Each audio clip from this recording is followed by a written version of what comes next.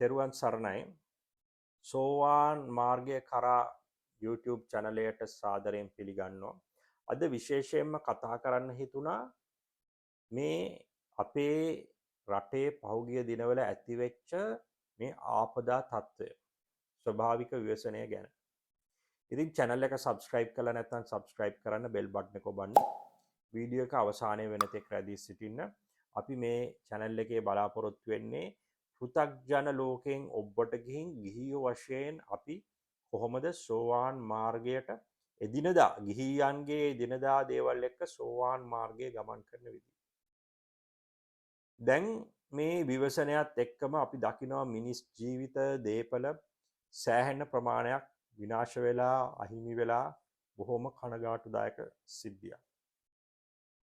සමහරු කියනවා මේක මේ පාලකයා එතකොට වර්තමාන මේ මිනිසුන්ගේ ඒ තියෙන දූෂිතභාවය ඒ නිසා මේ ස්වභාව ධර්මයෙන් ලැබෙන සාපයක් කියලා.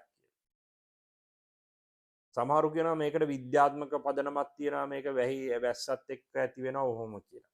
මේකෙදි මම ඒක ගැන කතා කරන්න යන්නේ බොහෝ ගත්තොත් කර්මානුරූපීව ගත්තොත් පුද්ගලයා අනුව කර්මත් වෙන්න පුළුවන්. ඒ වගේම අපි දන්නවා නියාම ධර්ම තියෙනවානේ. එතකොට ඒ නියාම ධර්ම අනුව ඒ ඉන්න ප්‍රදේශ යහපත් තැනක වැසී සිටීමත් මූලික දෙයක්. එතකොට මිනිහෙක් කන්දක් උඩ අනවසරයෙන් ගිහිල්ලා ඉඳීම හෝ අවසර ඇතුව ඉඳීම තමුන් කන්දක නාය යන්න පුළුවන් ස්ථානයක ඉඳීම තමුන් තීරණය කර යුතුයි. කොච්චර හොඳ දේවල් කරත් අර න්‍යාම ධර්ම අනුව වැරදි ස්ථානයේ අතිරූප දේශවාසෝච්ච කියලා තියෙනවානේ. හරි දේශයක වාසය කිරීමත් මංගල කාරණාවක් කියලා.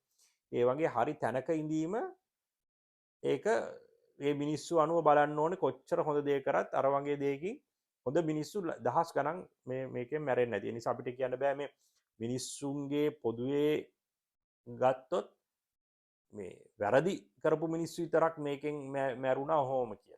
හැබැයි පොදුවේ රටක් වශයෙන් ගත්තොත් අපිට පේනවා වර්තමාන සමාජය ඉතාමත්ම ගත්තොත් මේ ඔන්ලයින් උනත් ගත්තොත් බොහොම කේන්තිය, වෛරය, ක්‍රෝධය වපුරන සිතුවිලි තමයි ලෝකයට මුදා හරින්නේ. චිත්ත තරංග වලට මුදා හරින්නේ. විශේෂයෙන්ම අපි දකිනවා මේ මහ ඍෂි ඉෆෙක්ට් කියලා එකක් මේ තියෙනවා. ඒ කියන්නේ මේ මහරිෂි කියලා ඒ හිටපු පඬිවරයා ඔහු ප්‍රකාශයක් කරලා තියෙනවා මේ මිනිස්සු පිරිසක් කුඩා ප්‍රතිශතයක් භාවනා යෝගීව රටක හොඳින් හිටියොත් 100%ක් වගේ ඒ ප්‍රදේශයේ මුලින්ම මේ ප්‍රදේශයට හොඳ සිතුවිලි මුදා හැරියොත් ඒ ප්‍රදේශයේ ඒ පරිසරය ගහකොළ සතා සිව්පාව පවා යහපත් තත්වයට පත් වෙනවා කියලා ඒ චිත්ත තරංග මගින්.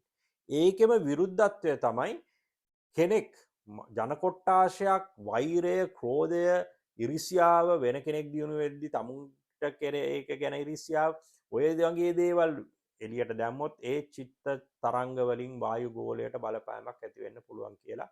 ඒ මහරිෂි ඉෆෙක්ට් එක, ඒ මහරිෂි න්‍යාය වෙනම තියෙනවා. ඒක විද්‍යාත්මකවත් ඔගොල්ලොන්ට සර්ච් කරලා බලන්න පුළුවන්. ඔප්පු කරලා තියෙනවා ඒ දේ යම්කිසි සත්‍යයක් තියෙනවා. දැන් ඔය පසුබිම් කාරණානේ. දැන් සෝවාන් මාර්ගය යන පුද්ගලයන් වශයෙන් අපිට රට හදන්නත් බෑ, ලෝකය හදන්නත් බෑ. පුළුවන් ඉස්සෙල්ලා අපි හරි මාර්ගය යන්න එපා. හදන්න බෑ කියන්නේ කවුරුවත් උදව් වෙද්දී මේ අහක බලන් ඉන්නවත් වැරද්දක් කරද්දී ඒකට නෑ මේක වැරදි කියලා කියන්නේ නැතුව කට පියාගෙන ඉඳීම නෙවෙයි.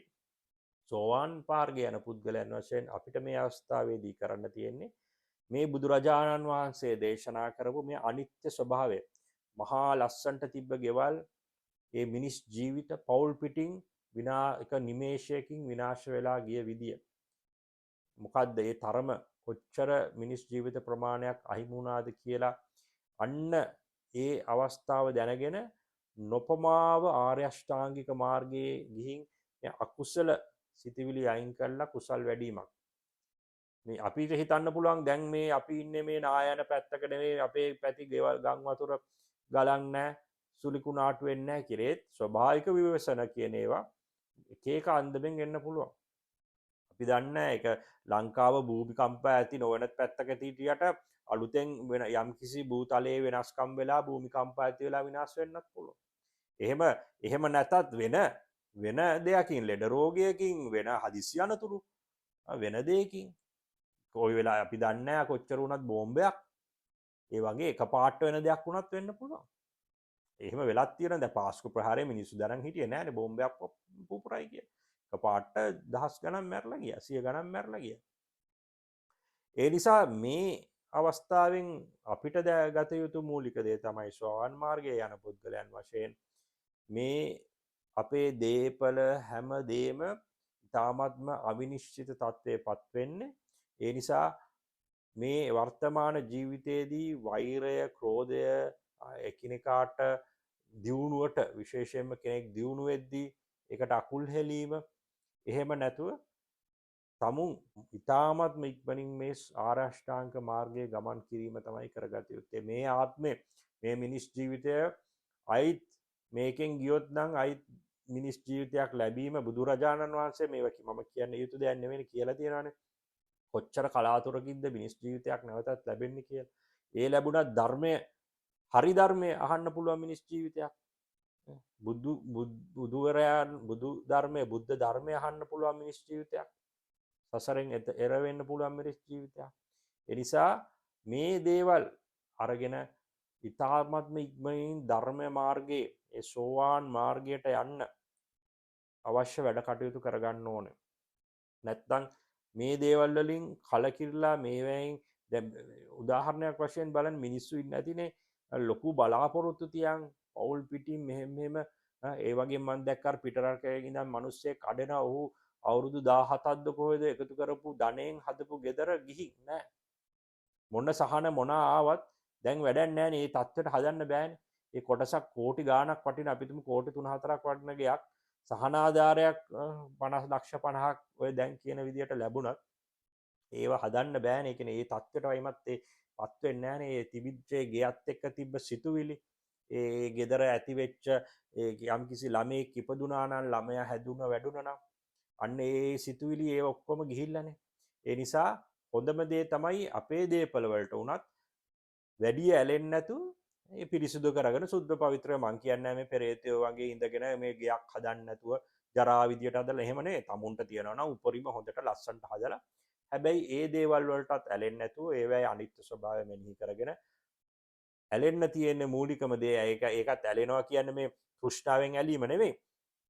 මේ සෝවාන් මාර්ගයේ ආර්ය අෂ්ටාංග මාර්ගය. සෝවාන් මාර්ගය කියන්නේ ආර්ය අෂ්ටාංග මාර්ගය. පන්සිල් මම කියලා තියෙන විදිහට පන්සිල් සමාදන් වීම ඕන කෙනෙක්ට කරන්න පුළුවන්. බෞද්ධයෙක් නොවන කෙනෙක්ටත් කරන්න පුළුවන්. ඒක හොඳ දෙයක්.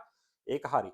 පන්සිල් විතරක් මදි මේ එන සිත කය වචනය দমনය කරගෙන ඒ සිතුවිලි හදාගෙන ඇලෙන්නේ ගැටෙන්නේ නැතුව ඒ මාර්ගය ගණන් කිරීම තමයි අපිට මේ ව්‍යසනයෙන් ඉගෙන ගත හැකි හොඳම පාඩම.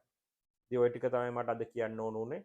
channel එක subscribe කරලා නැත්නම් subscribe කරන්න bell button එක ඔබන්න. අපි තව වීඩියෝ එකකින් හම්බ වෙමු. බොහොම ස්තුතියි.